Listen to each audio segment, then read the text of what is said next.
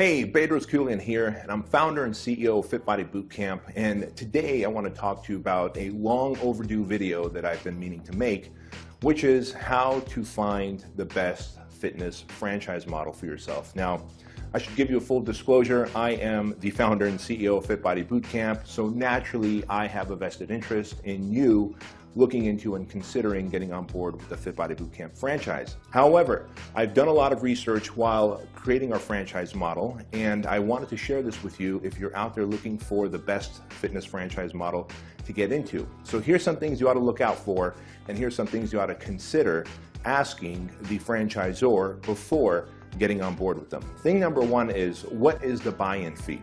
And what does the buy-in fee cover? Now, typically, every franchise has a buy-in fee, and that is a source of profit for them, and it's also a source of revenue for them to use for the deliverables they're going to give you in the get-go. For example, with us, we make you a customized website. We're going to send you 14 DVDs in the mail, etc. We're going to do search engine optimization right off the bat. We're going to have you on the phone with the business coach, and so all those costs do have to get covered. Now, the difference is, what is this franchise charging you? Because if it's charging you $45,000 to $85,000 to come on board, you've got to ask them, what exactly does that cover? Thing number two to look at is the equipment that you're going to buy. Many franchises out there will ask you to buy the equipment through them, and when you buy the equipment to build out the franchise through them, there is a significant markup.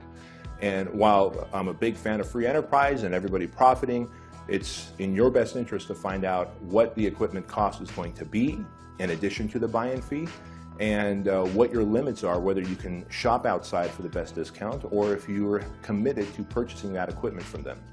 Thing number three to ask and look out for is, what is my franchise royalty fees?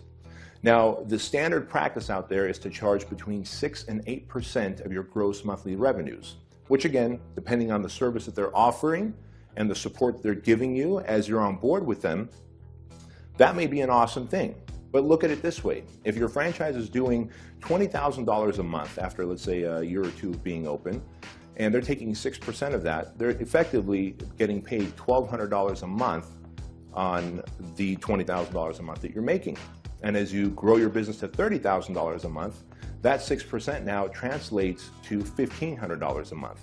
And so you have to ask yourself, am I getting the equivalent of 6% of my gross revenue each month of services, support, and help from the franchisor? Are they helping me grow, or am I growing the business myself and giving them a larger dollar amount each month with that franchise fee? So consider finding a franchise that has a flat franchise fee of a flat dollar amount. Many people know this. I consider myself, Fit Body Bootcamp, as the anti-franchise franchise.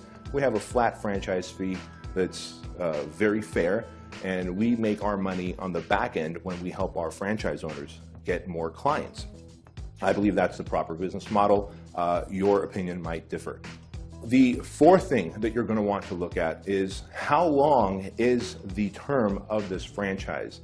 Now again, standard practice out there is as much as 10-year commitment to a franchise, which is okay. You know, there's plenty of franchises out there. Subway comes to mind, McDonald's comes to mind. Now, if you're not comfortable with the track record of that franchise, they haven't been around long enough, they're not a big national brand yet, you may not want to consider signing an 8 or 10 or even 20-year franchise agreement with them, right? So that's something you definitely ought to look out for as well.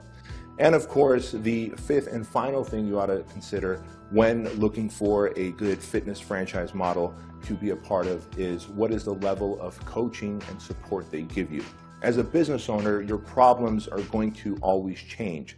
When you first get on board with the franchise, the number one problem you're going to have is finding a location and negotiating your lease for that location.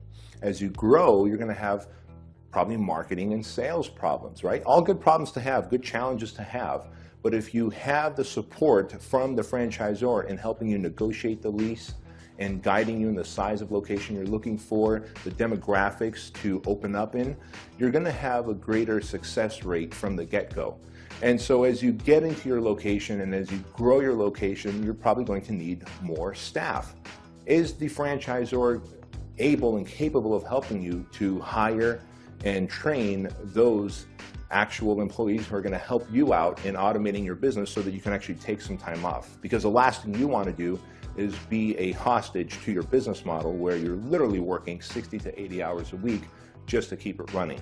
I've seen plenty of people who own franchises out there, and as I've talked to them, we've come to realize that they'd be better off having a high-paying job where they can have more time off than owning their franchise.